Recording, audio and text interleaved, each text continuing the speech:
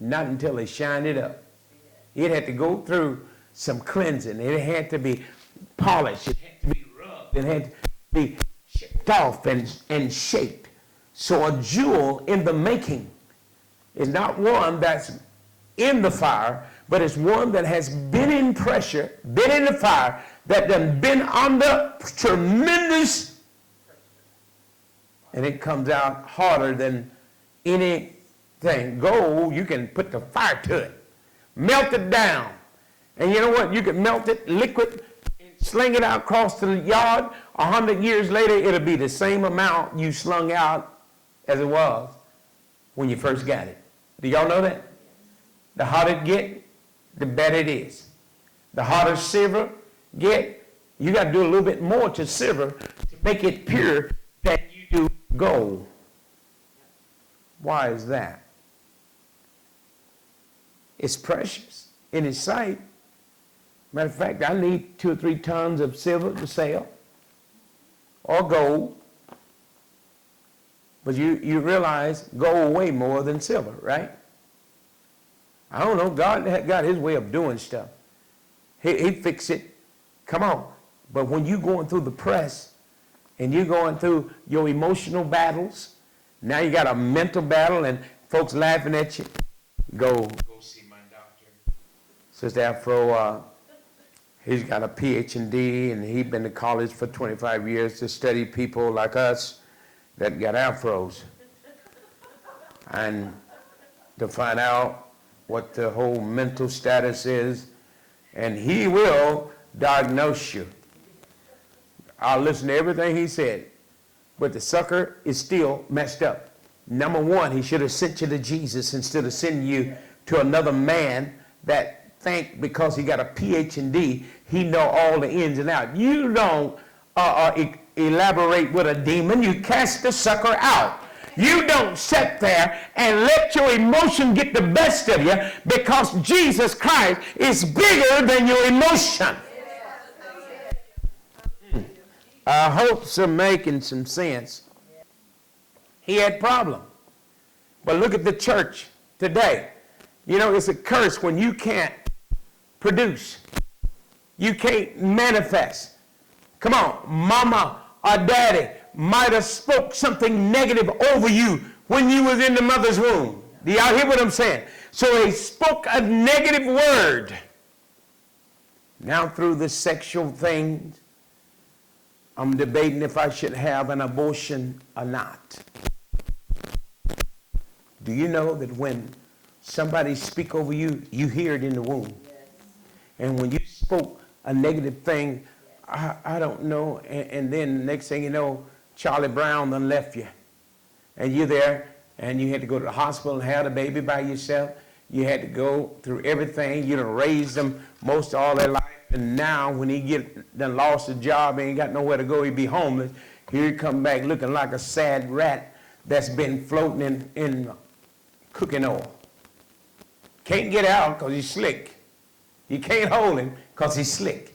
So now all he want to do is come back and jump in the bed with you, and then transfer all the demons that he done picked up around the country, around every whorehouse, every juke joint that he can slip and slide in. Now you got the problem that all of those women got, all of those men got.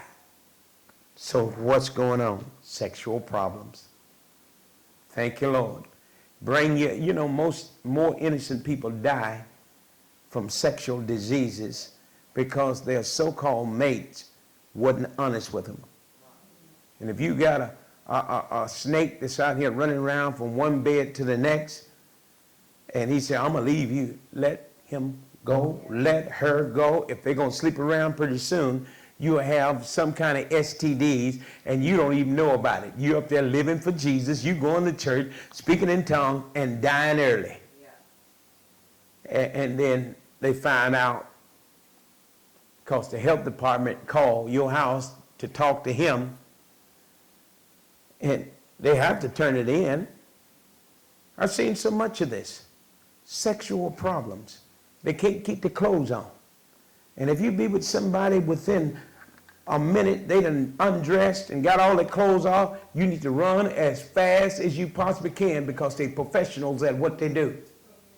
They're quick. What do you mean? I know many of them. I wasn't doing it, but God delivered me from one that did do it. And I said, Lord, I don't want this problem. Thank God for Jesus. Thank God for the Holy Ghost. We need the Spirit of God. He said, acknowledge God in all your ways and he'll direct your path. So now, like I've been telling people, God had to deliver me. I was not a very nasty, lustful man like my grandfathers and uncles and brothers. They all had 20 kids, 20-some kids. Because granddaddy said to me, my mother's father, he said, boy, you got a tool. God said, use it. I said, God said, what? He said, be fruitful and multiply. I said, when they hit you with this child support, you're going to be fruity. And they're going to lock your old butt up. And you know what? I don't know why women don't press against something that all they do is pass through town. But you got one that'll work, want to come see his baby, want to take care of him, give you a little money extra on the side to take care of the kid because you wouldn't marry him. And he tried to get you to, but you was too, now, you too good to be true. Then he want to be a part of the child's life, and they shut him down. The prison is full of men that was paying child support, and then they wanted to get him for this and get him for that. Sexual problem. Come on, I tell people all the time, don't be so quick to give up your living. What do you mean, Brother Ron? Don't be so quick to jump in the bed with anything and anybody come that you think, oh, this will make a good one. And if I entrap him and get a baby by him, he gonna always be there with me. That'd be the first thing he do, run off. Or she do, run off. Leave the baby with you. And you know where the babies wind up? On grandma and grandpa. Because ain't nobody thinking about the child. They just had a sexual problem. They wanted to enjoy that 3 minutes. Ain't that uh-oh. Now, do you know what? Most serial killers is people that become impotent. They can't do anything. So now they got that old problem. If I can't do it, I'm going to start killing them. Now you got a Jack the Ripper in the neighborhood. You got sex offenders everywhere. Because stuffed and dried up. You know what? That's a curse. That's a curse. And then they turn to the aggression of being angry at themselves, and they hate the opposite sex because it don't rile them up no more. They can't do nothing. So here the church is housing this kind of old spirit. Preachers are the same way. They can't do nothing no more. So they, all right, here they come with witchcraft. Now, you know what? I can have you anytime I want to. That's what this preacher told one young lady. I can have you anytime I want to. So he was, what he called himself doing was doing that witchery spell of astral projection going into the young lady's room. But see, the thing it is, you got more church people turning to this kind of stuff. Then they're working with Ichabus and Sycabus, these perverted demons dealing with sexual problems. Now you got things touching you in the night and you feel nasty and you feel ungodly, you feel unclean. You don't have no hope for ever being loved because you got a demonic spirit that want to call you his husband or his wife. Y'all know it's demons like that? These things are out here and they are looking at whoever and whatever your mindset. Do you know what? When you begin to think on those things or a thought come to your mind, it don't have to come but one time. Then the devil start putting things in front of you to try to steer you towards that evil sexual thing. What do you mean, brother? I want to make sure I ain't got none of that junk in me. All right, I'm moving fast now because I don't want to keep you late. Y'all mad at me? All right, the next one I'm going to talk about is addictions. You know you can be addicted to anything. Yes. You can be addicted to eating. Yes. It's equivalent to drinking, over drinking. Yes. Huh? It's an addiction. Yes. It's something that the devil presents to cause you to depend on it. Yes. And that thing will talk to you because it's a demonic spirit. Yes. What do you think the person that get hooked up with heroin or any kind of pill, why do you think so many church people is addicted to the things that the doctor put them on and they don't seek to get off of it?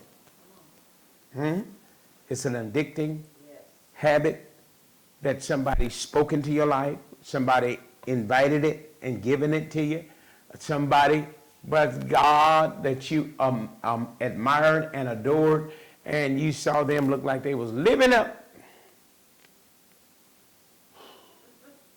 You see them outside blowing bubbles. I mean, them zeros in the sky.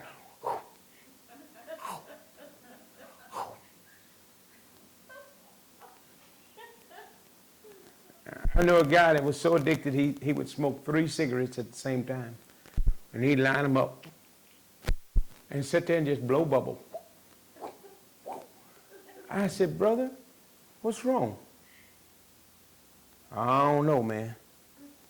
Just something that, it's a habit. I said, ain't no habit.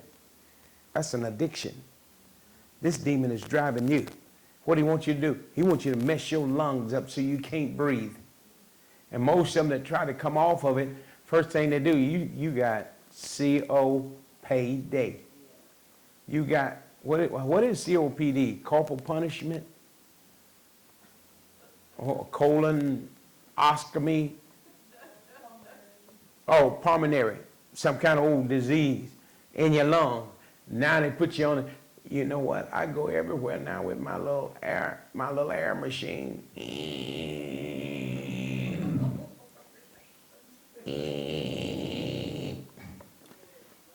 And one person said, well, I ain't going to church because my air machine make that.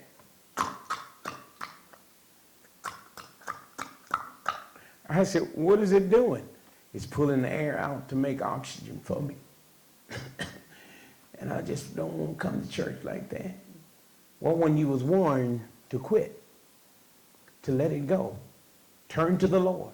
See, if you come to the Lord with your burdens and all your stresses, depression, anxiety, bring it to him, because a lot of this stuff you inherited from people that was in your bloodline and it wasn't yours. Huh? Come on. Diabetes ain't mine. And if grandma want to have diabetes and let them cut both her legs off, that's your business. It ain't got nothing to do with me. I don't care what you whack off. Leave me alone. Don't put that on me, because I am born again. I am a brand new creature. And behold, all things become new. I'm living in a world that ain't polluted with this heartbroken crap that people let on. Know what? I'm trying to hurry up. It's getting late. Don't want y'all to get home late. All right? Let's go to the next one. Infirmities. Physical infirmities. How many of y'all ever seen how people act? You know, they be doing ever so good. And I know this one fella, he didn't take no medicine, he wasn't sick, he never did hardly ever get sick, but he said, God, give me somebody that's got a problem that I can help. Man, this chick came in his life. Now he on 20 different medications.